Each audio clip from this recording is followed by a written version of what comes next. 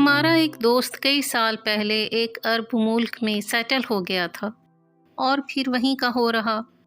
پچھلے دنوں رمضان کے مہینے میں وہ کسی پراپرٹی کی خرید و فروخت کے سلسلے میں 2 دن کے لیے پاکستان آیا اور سڑکوں کی حالت، بے ہنگم ٹریفک، سرکاری دفتروں میں رشوت خوری، لوگوں کی بدتمیزی، جگہ جگہ گندگی کے ڈھیر، الغرض ہر چیز پر تنقید کرتا رہا اور ہم شرمندہ ہوتے رہے۔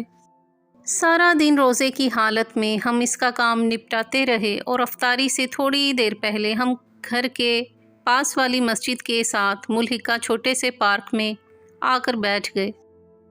ہمارا دوست کھانے پینے کے معاملے میں بہت محتاط تھا اور روایتی افطاری کے کھانوں کی بجائے صرف پرہیزی کھانے ہی کھاتا تھا۔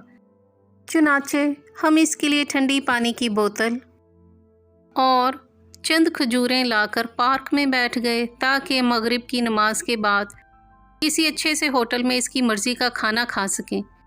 روزہ کھلنے میں ابھی 10 منٹ تھے کہ آس پاس کے گھروں کے ملازمین، ڈرائیور اور چوکیدار حضرات اپنی اپنی افطاری کا سامان لا کر پارک میں جمع ہو گئے۔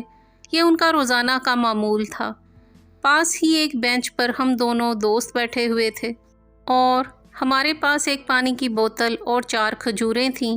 ان ملازمین میں سے چند ایک کی نظر ہم پر پڑی اور انہوں نے کھسر پھسر شروع کر دی۔ یہ دیکھ کر ہمارا دوست کچھ ڈر سا گیا کیونکہ اس کی جیب میں کافی بڑی رقم اور غیر ملکی کرنسی تھی۔ تھوڑی دیر گزری اور ان میں سے ایک چوکیدار اٹھا اور 2 بڑے تھالوں میں ڈھیر ساری فروٹ چاٹ، دہی بھلے، پھل اور پکوڑے لے کر ہمارے پاس آیا اور کہا، لگتا ہے آپ مسافر لوگ ہیں، یہ ہماری طرف سے تھوڑا بہت افطاری کا سامان لے لیں، روزہ کھولنے میں آسانی ہوگی۔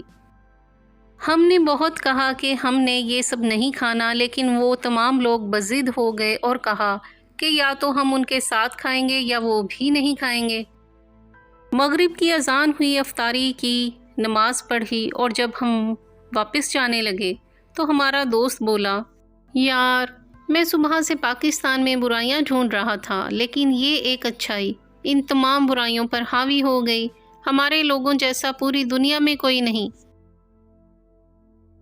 اگر آپ کو ہماری کاوش پسند آئی ہو تو ہماری ویڈیو کو لائک کریں، شیئر کریں اور ہمارے YouTube channel book shelf official کو سبسکرائب کریں۔ شکریہ۔